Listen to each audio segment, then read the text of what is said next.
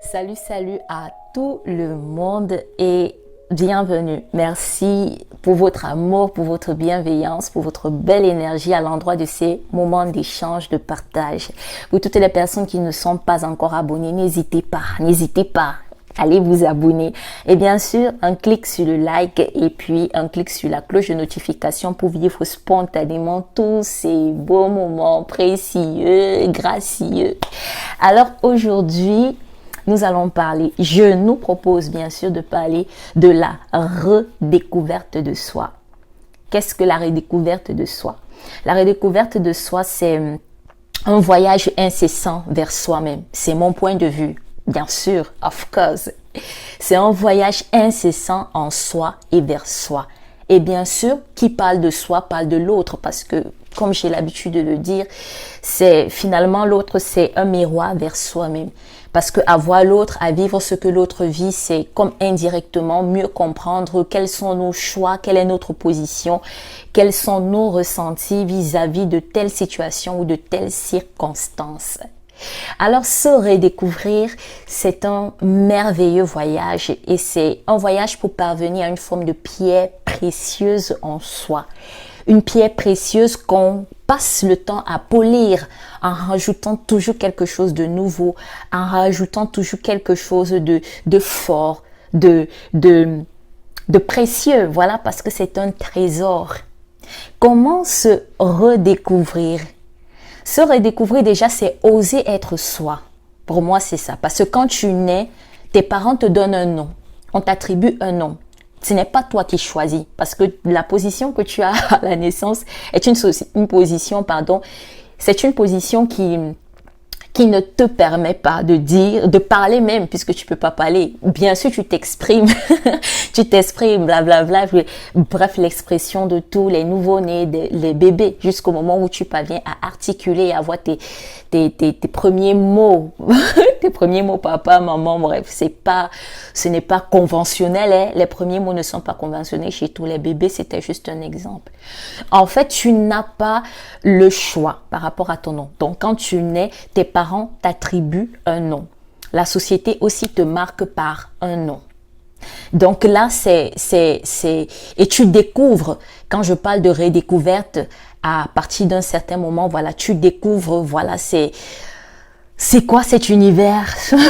J'étais dans un utérus, maintenant je me retrouve dans cet univers, je vois telle tête, des gens qui rient, des gens qui pleurent, des arbres et tout. Voilà, ça c'est la première découverte.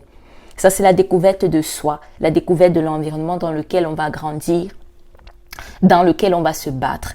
Et à quel moment on commence à se redécouvrir?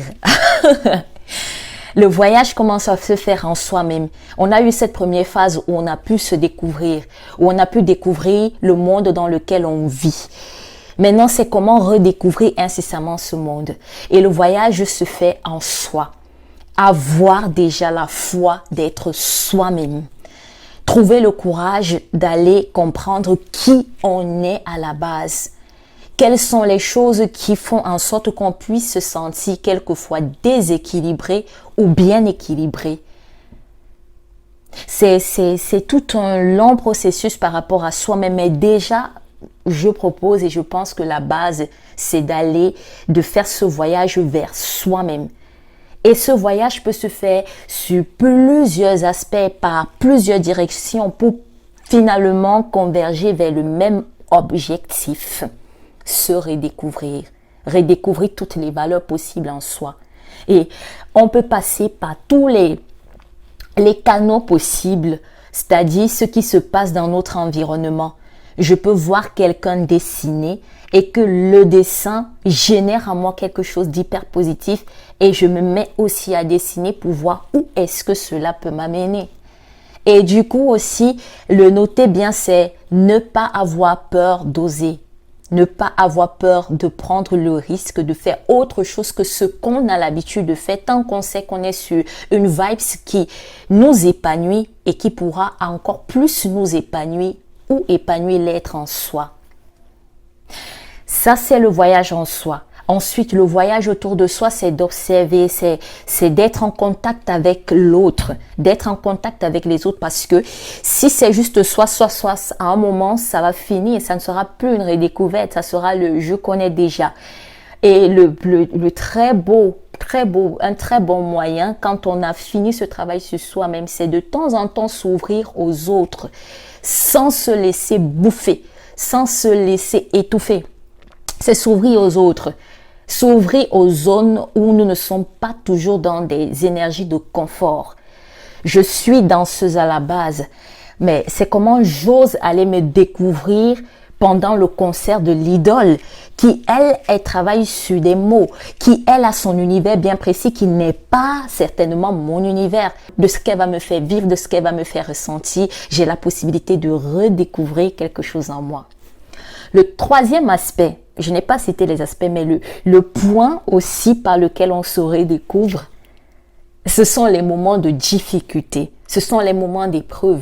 Comment est-ce que lorsqu'une épreuve se présente à nous, lorsqu'une difficulté ou une situation qui nous met dans une position de mal-être, de malaise ou de « ah, c'est difficile, c'est dur », comment est-ce qu'on fait pour dépasser cette difficulté et parvenir à toujours quelque chose de fort en soi, toujours quelque chose de positif, de confiant, de déterminé, de patient. Comment est-ce que chaque fois on parvient à get on top, être au-dessus de ces moments qui semblent parfois venir nous rabaisser, mais pourtant qui viennent pour nous élever, pour nous donner plus de maturité, pour nous apprendre réellement qui nous sommes et qui nous pouvons être pour notre société.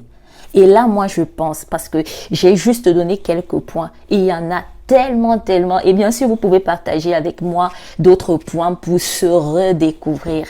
Et avec ça, chaque seconde, il y aura toujours quelque chose qui va nous amener à voir quelque chose de nouveau en soi ou quelque chose de nouveau à apporter autour de nous.